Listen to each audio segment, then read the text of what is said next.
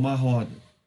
A nossa roda, ela será o nosso corpo com impulsão própria, tá? Como se fosse a roda de um carro, a tração da roda de um carro.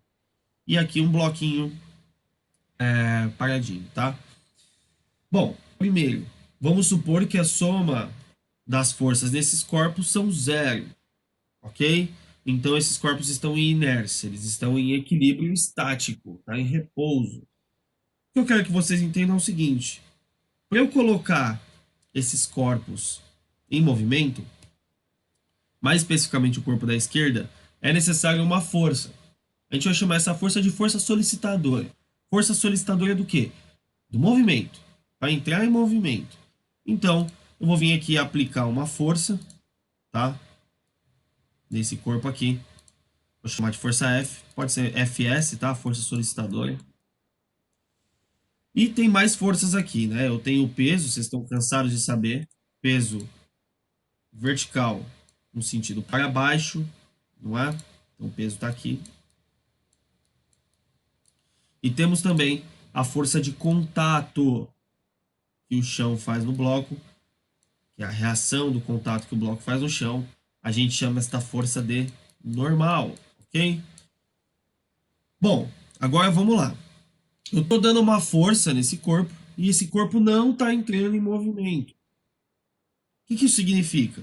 Significa que tem alguma coisa que me segura aqui.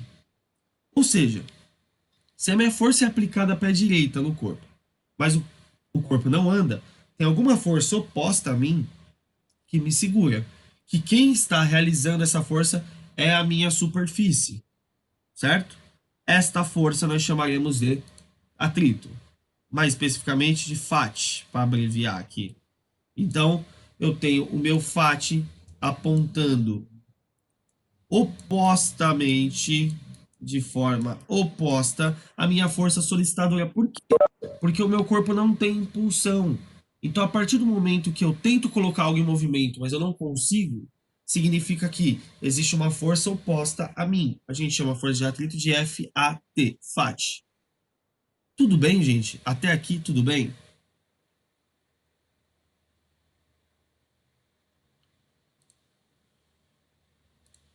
Sim? Legal. Agora a gente vai supor que esse carinha aqui é uma roda de carro. Ó, vou desenhar aqui o aro do carro e eu vou colocar a condição de que este corpo ele se movimenta sozinho.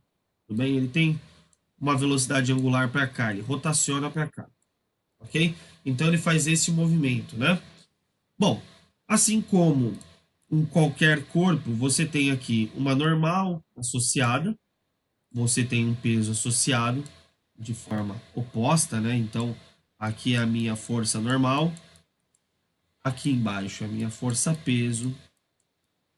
E aí, aqui a questão é a seguinte: eu não tenho uma força solicitadora. Por quê? Pelo corpo ter impulsão própria, o corpo já está empurrando o chão. Veja, a roda ao fazer este movimento, ela joga o chão para trás. Então a roda faz um atrito no chão. Portanto, por reação, o chão faz um atrito na roda. Tudo bem? O chão fazendo um atrito na roda, ele tem que apontar a favor do movimento para que a roda gire, para que ela se movimente no sentido que você quer. Então, corpos com impulsão própria têm o atrito apontando no sentido do movimento.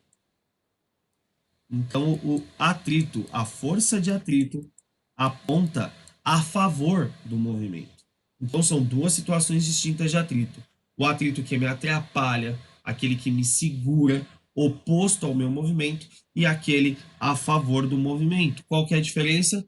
Um corpo tem impulsão própria e o corpo não. Mas ambas as coisas funcionam por ação-reação. Terceira lei de Newton. Tudo bem? O seu pé funciona assim também, né? Você empurra o chão e o chão te empurra para frente, gente. É assim que funciona. Certo? Alguma dúvida, galera? Deixa eu ver que mandaram coisa aqui no chat.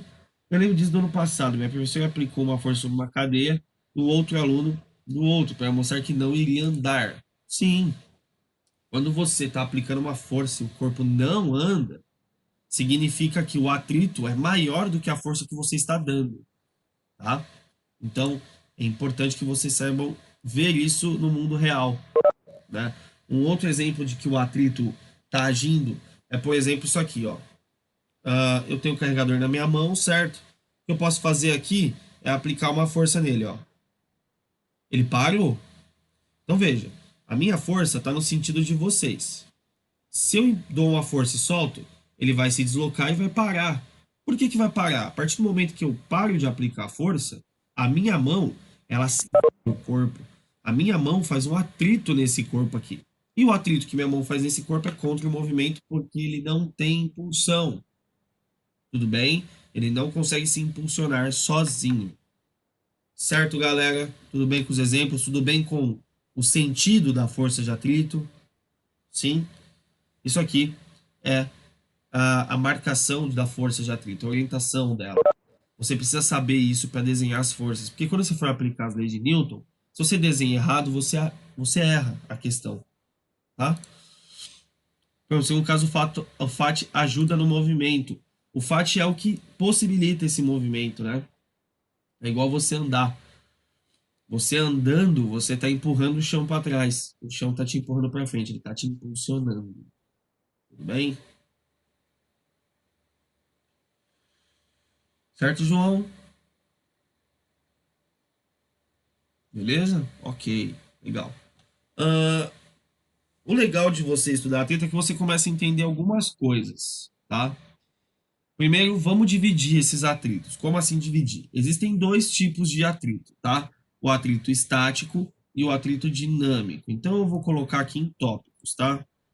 Então, o FAT estático a gente vai chamar de F, FAT, né? Normal, E. Um Ezinho aqui embaixo, ó. Esse é o FAT estático. E existe também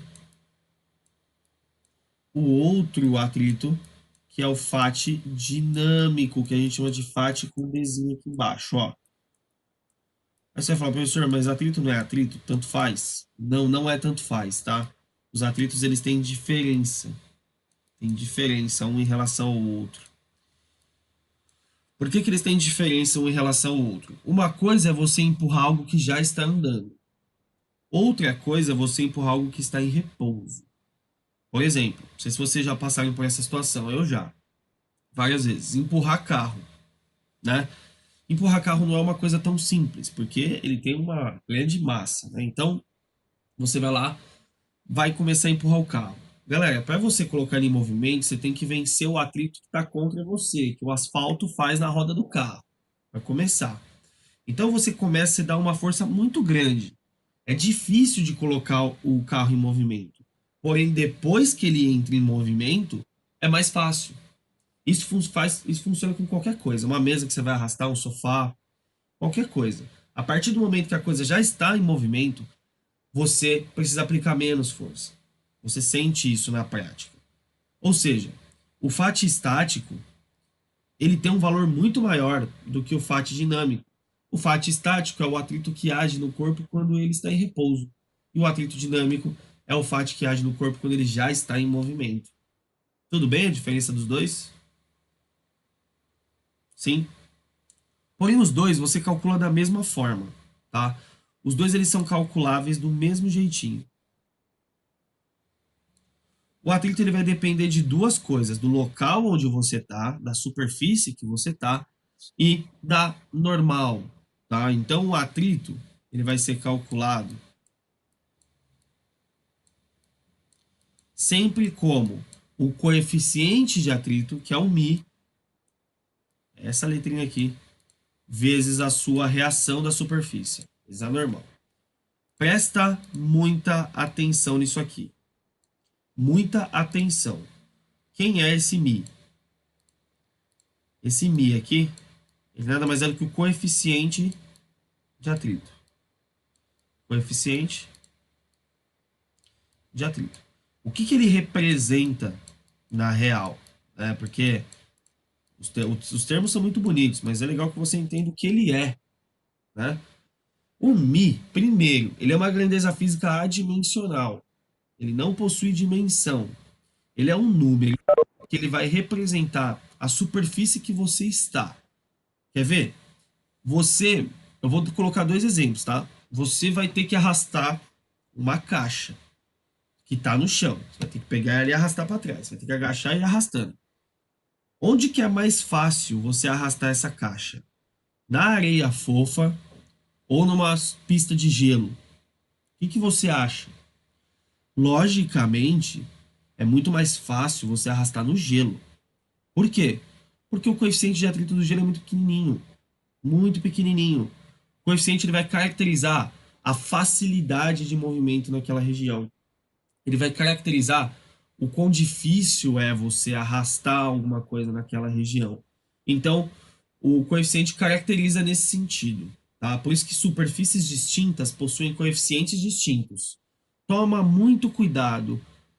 Força de atrito não é coeficiente de atrito. Não é. A força de atrito é uma força que surge a partir do momento que eu tenho um coeficiente, que a superfície é caracterizada com a força que essa superfície faz em mim, com a normal. Tudo bem? A normal não é a força que a superfície está agindo em mim, está fazendo. Então, o atrito é coeficiente, caracterização vezes normal. Tá claro isso para todo mundo que FAT e Mi não são a mesma coisa, são coisas completamente diferentes. Uma coisa é uma força, outra coisa é um coeficiente de caracterização. Sim? Ótimo. Por que que isso daqui é importante? Porque a gente consegue relacionar essas coisas em um gráfico. Ah, para ficar mais fácil. Na postura de vocês está muito mais bonito, né? E eu já posso usar aqui mesmo. Bom, aqui, não, mas a postura de vocês já está montado, né? Não, eu vou fazer o seguinte, eu vou montar aqui, é melhor porque a gente desenvolve o raciocínio, tá? Então eu vou tirar minha cabeça daqui, vou colocar isso daqui neste canto, e vamos lá, ó. Eu vou colocar aqui um gráfico que vai relacionar, vou colocar mais para baixo, duas coisinhas. Ele vai relacionar duas forças, tá? Ele vai relacionar o FAT por si, né? O FAT como qualquer outra força dada em newtons, ok? E aqui a força de solicitação, beleza? Então essa é a relação que eu vou colocar aqui. Atrito por força de solicitação. Por quê? Eu consigo ver, conforme eu vou aumentando minha força de solicitação, como o meu atrito se comporta. Beleza? Então vamos lá. Primeira situação vai ser a seguinte. Ó, o nosso querido higienizador natural está na minha mão aqui, ok? Esse higienizador está em repouso, certo? O que eu vou fazer? Eu vou começar a aplicar uma força nele aqui para tentar colocar ele em movimento, ó. Estou começando a aplicar força e nada acontece. Nada acontece até o momento que esse cara começa a andar, tudo bem? O que isso significa?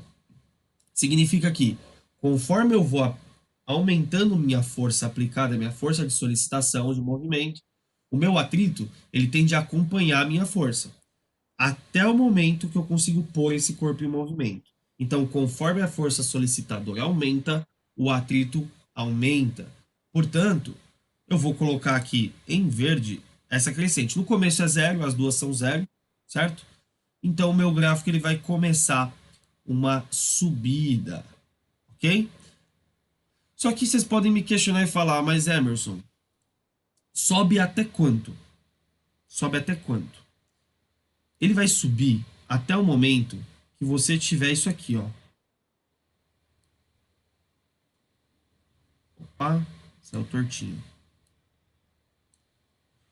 Olha até onde ele vai subir, galera. Você vai dando uma força de pouquinho em pouquinho, vai lá, vai aplicando a força até o ponto máximo. Esse ponto máximo, ele é a representação do valor máximo do FAT estático. O valor máximo do atrito que a superfície está aplicando em mim quando eu estou em repouso. Quando eu tenho uma força solicitadora e eu estou em repouso. Então, este ponto é o ponto que você tem um atrito máximo, o maior atrito possível. E a gente chama esse atrito de FAT estático.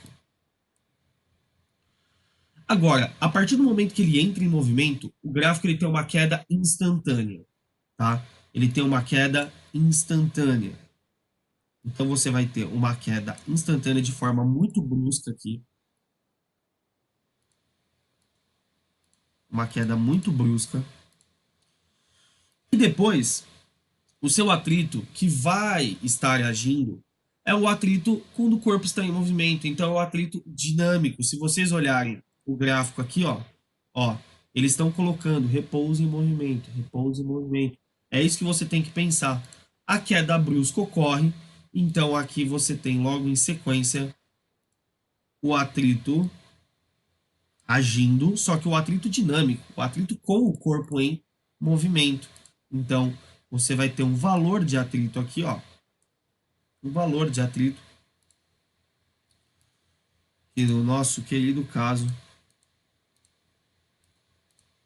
é o nosso atrito dinâmico, FAT D.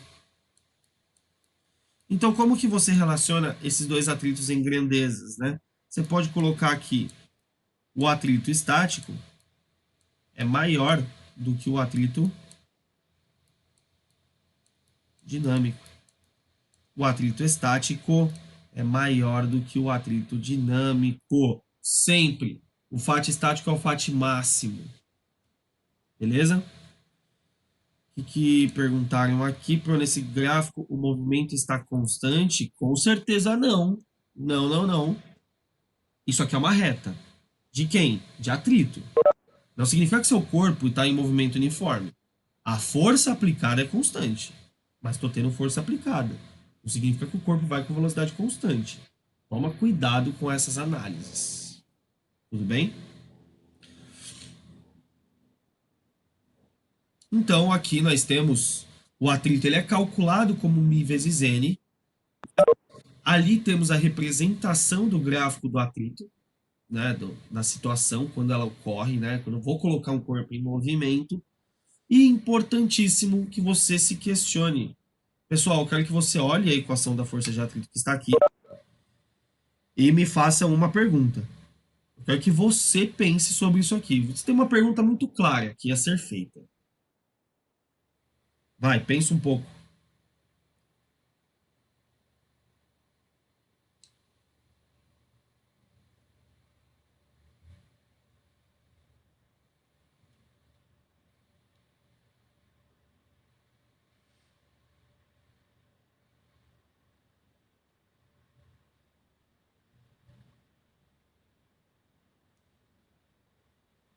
Ninguém vai me perguntar como calculo o atrito, né?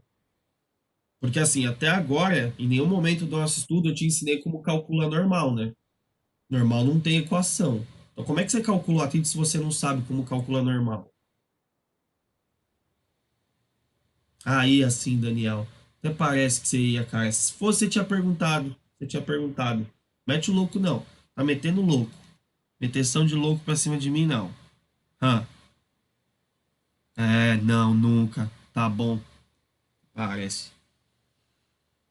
Galera, vocês olham as coisas pra vocês, parece uma sopa de letras. Vocês têm que ver sentido nisso. Eu tô tentando dar um sentido pra isso aqui. Tô tentando contextualizar coisas reais. Só que para isso vocês têm que se questionar também, né? Tem que se questionar. Vou apagar isso aqui. Não, não tem nada a ver, Daniel. Aqueles valores têm o Mi também, mas é de micro. Ele acompanha a unidade de medida. Aqui o nosso Mi não está acompanhando a unidade de medida, não. Ele está acompanhando aí, ele faz uma composição da equação de força de atrito. Tá? Aquilo lá só é válido quando você tem lá esse carinha, essa letrinha acompanhando as unidades de medida. Bom, então, de novo, duas situações. Eu vou colocar um plano assim, muito conhecido por vocês como plano horizontal, e este também, muito conhecido por vocês como plano que é inclinado. Tá? São duas aplicações das leis de Newton, o plano horizontal e o plano inclinado, ambos discutidos em sala de aula, né? Na época em que a gente era feliz. E a gente não sabia que a gente era feliz, né? Não, não sabia. Não, João, o Mi é adimensional. Eu falei para vocês que ele não tem unidade de medida. Eu vou colocar aqui como um círculo, porque não dá para fazer o quadrado de ladinho. Tá? Então, vou colocar aqui como um círculo. Tá? Mas eu vou colocar aqui a condição de que nenhum dos dois tem impulsão própria. Tá bom? Para ficar mais simples de desenhar. Sem impulsão, que é 90% das questões. Vamos lá, vamos desenhar as forças. Peso aqui, esse corpo. Peso aqui para esse corpo. Galera, eu vou pressupor que o plano inclinado para vocês é algo que já passou, porque a gente já viu várias vezes, então, conhecido de vocês. Então, o P aqui e o P aqui. Bom, e a gente sabe que aqui eu vou ter uma normal que é oposta à força-peso, o que não acontece no plano inclinado, né?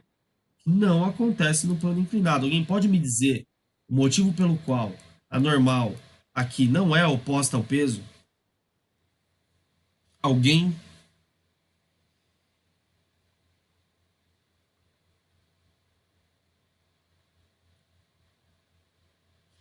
Que é isso, Daniel? O negócio do X lá, que é isso? Não, só fala da normal só. O que é normal não é oposta ao peso. Qual que é a definição de força normal, galera?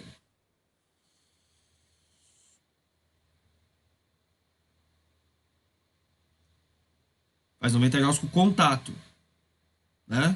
Contato. Então, é perpendicular à superfície. Muito bom, Isabelle. A perpendicularidade em relação a essa superfície está aqui, né? Então, por favor, não vai me colocar normal oposta ao peso. Não vai passar essa vergonha.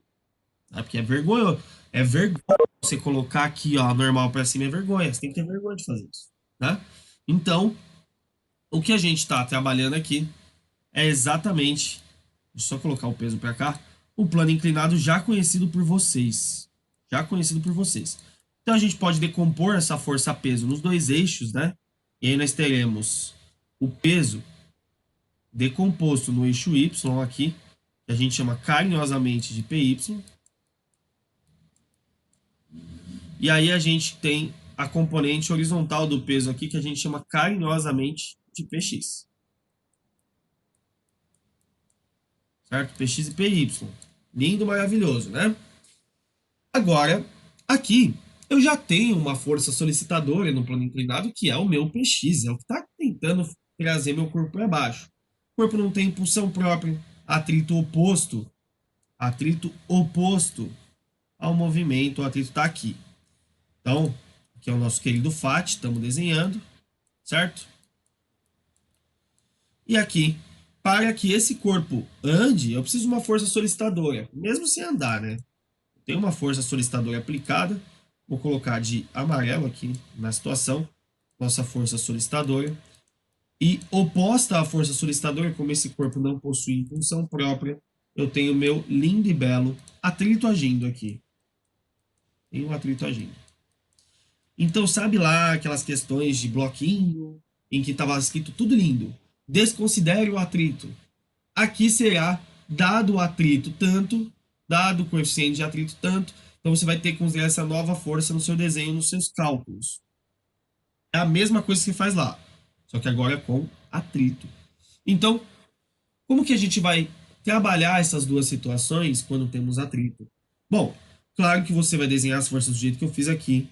Claro que você vai ver para onde vai.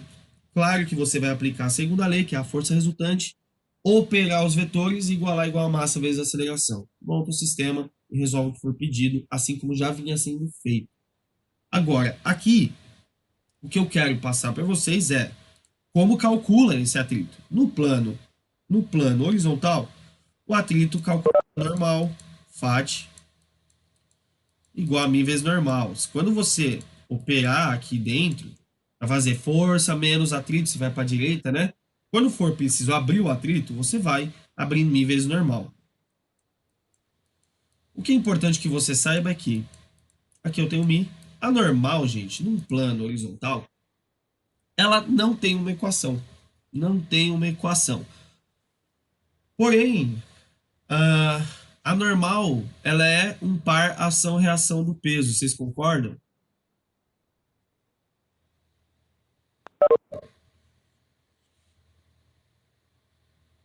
Todo mundo concorda? Sim. Então todo mundo tá errado. Porque a normal não é par ação reação do peso porcaria nenhuma. Parabéns. Estão concordando com coisa errada. Não é. Por que que não é? Agora vocês vão me responder. Conceito. A normal não é par ação reação do peso porcaria nenhuma. E todo mundo concordou. Por que que ela não é?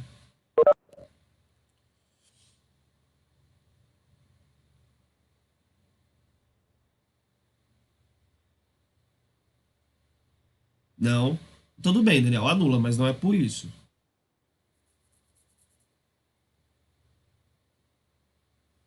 Gente, pelo amor de Deus, qual que é a terceira lei de Newton? Toda ação tem uma reação de mesma intensidade, mesma direção, sentidos opostos. E qual que é a principal? Estão em corpos distintos. A normal e o peso estão em corpos distintos? Não. Tá tudo no corpo, tá no bloquinho. Então é par ação e reação? Não. O par ação reação da normal tá no chão. O bloco empurra o chão. A normal no chão é o par ação e reação dessa normal.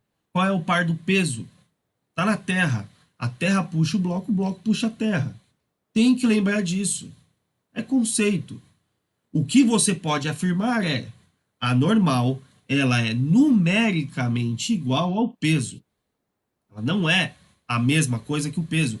O número dela, do valor dessa força, se iguala ao valor da força peso. Só um número. Não tem nada a ver uma coisa com a outra, é só um número que é igual. Então aqui a gente pode operar o módulo dessas coisas. Se o módulo da normal é igual ao módulo do peso, você pode aplicar essa substituição. Opa, não posso desenhar o vetor porque é só um módulo. Isso significa que o seu atrito será calculado no plano horizontal como μ, que multiplica o peso, que é m vezes g. Tá aqui. Pronto, no plano horizontal precisou abrir a força de atrito, é assim que você calcula. Já no plano inclinado, a aplicação é a mesma. Vamos lá. Todo mundo concorda que a normal é par ação-reação do PY?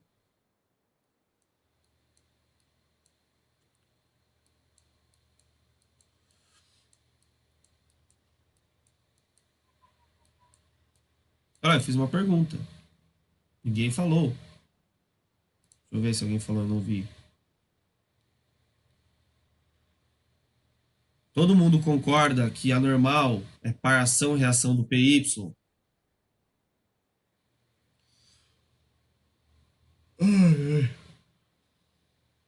Legal, então todo mundo errou de novo. Meu Deus, mano. Acabei de explicar. A normal é uma reação de contato. A reação da normal tá no chão. Não é o peso. Muito menos o PY. Jesus amado.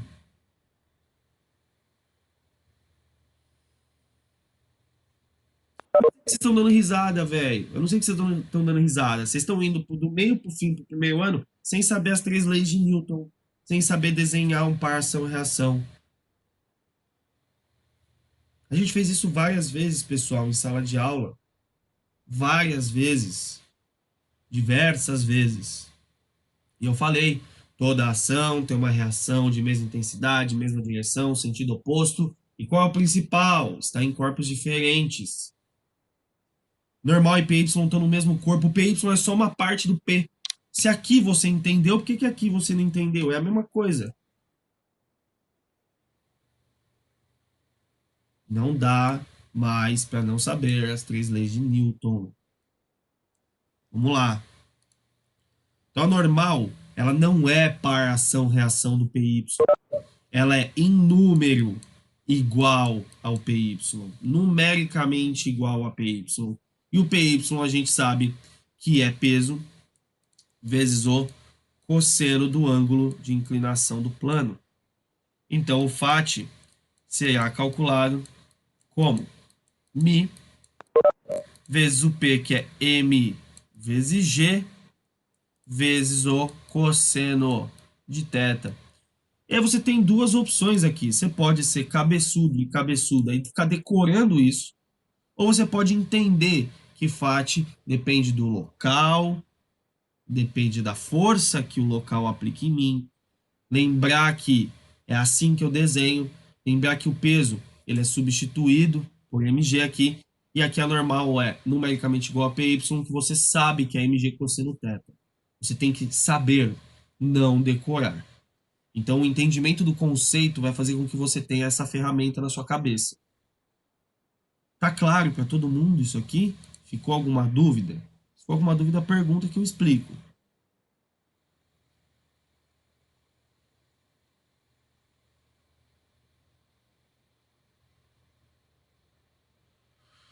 Vem a lei.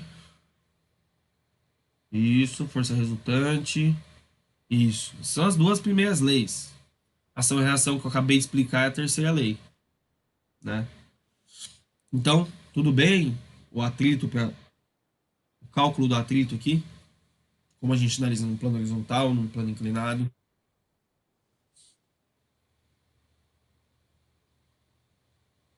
Sim, beleza. Então, deixa eu ver que horas são. Então é isso, galera. Por hoje a gente fica por aqui. Desmutem os fones que eu vou fazer a chamadinha.